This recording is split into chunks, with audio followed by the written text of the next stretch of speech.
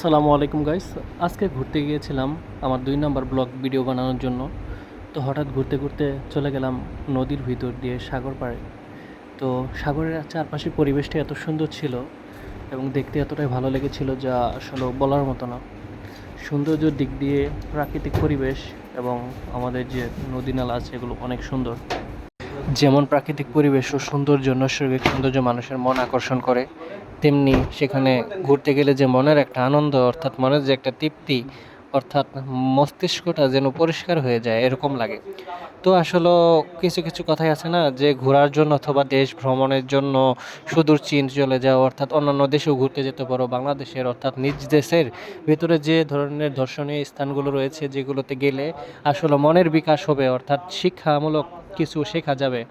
অর্থাৎ মানুষের যে মনের ভাবগুলো প্রকাশ করা যায় অনেকটা ভ্রমণের মাধ্যমেই। আর ভ্রমণ মানুষকে অনেকটাই উৎফুল্ল করে। আমি আসলে অতটা সুন্দরভাবে গুছিয়ে কথা বলতে পারি না। তো চারদিকে বোটগুলো অনেক সুন্দরভাবে সাজানো ছিল, অনেক বড়, বড় বোট। তো ক্ষুধা লেগে গেছে, তো একটু এক সাইডে নেমে কিছু খেতে চাইলাম। তখন নামবো বলে হঠাৎ একদিকে চাপিয়ে দিলাম আমাদের বোটটাকে। চাপানোর পর দেখতেই পারলাম এখানে আসছে একজন, দেখি যে বোটের উপরে দাঁড়ায় আছে সেই উপরে। আমার দেখে তো একদম কি বলবো, এত সাহস, আমি পারবো না এখানে দাঁড়ায় থাকতে। দেখুন কত উপরে উঠছে। আর আমার এই ব্লগটাতে আপনারা এত দূর পর্যন্ত দেখবেন না আমি সেটাও জানি, কিন্তু যে দেখতেছেন তার প্রতি অসংখ্য ধন্যবাদ। তো আমার সে সাহসে কুলাবে না, তো আমরা এই ঘাটে নামলাম। নামার পর ভিতরে গিয়ে তাল ছিল, নতুন তাল, সেটা খেয়ে নিলাম এবং আরও অনেক কিছু ছিল ঠান্ডা, তারপর দই চিড়া। গরম ছিল তো প্রচুর, রোদ ছিল, এই জন্য আমরা দই চিড়া খেয়েছি, অনেক ভালো লাগছে ঠান্ডা দই চিড়া। তারপর আবার আমরা চলে আসলাম, ব্যাক করলাম।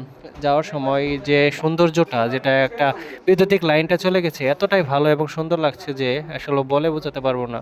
তো ভিডিও করার মেন উদ্দেশ্য হচ্ছে আসলে আপনাদেরকে দেখানো যে আসলে হ্যাঁ, পরিবেশটা কত সুন্দর। এরকম পরিবেশ কিন্তু আসলে সব জায়গায় দেখা যায় না। তো দেখতে দেখতে চলে যাচ্ছিলাম, অনেকটাই ভালো লাগছিল পরিবেশটা। বিশেষ করে আকাশের যে একটা মেঘাচ্ছন্ন ভাব এবং নীল বর্ণের আবরণটা খুবই ভালো লাগছে। তারপর অনেক সুন্দর করে সামনের দিকে চলে যেতে লাগলাম। দেখতে থাকুন।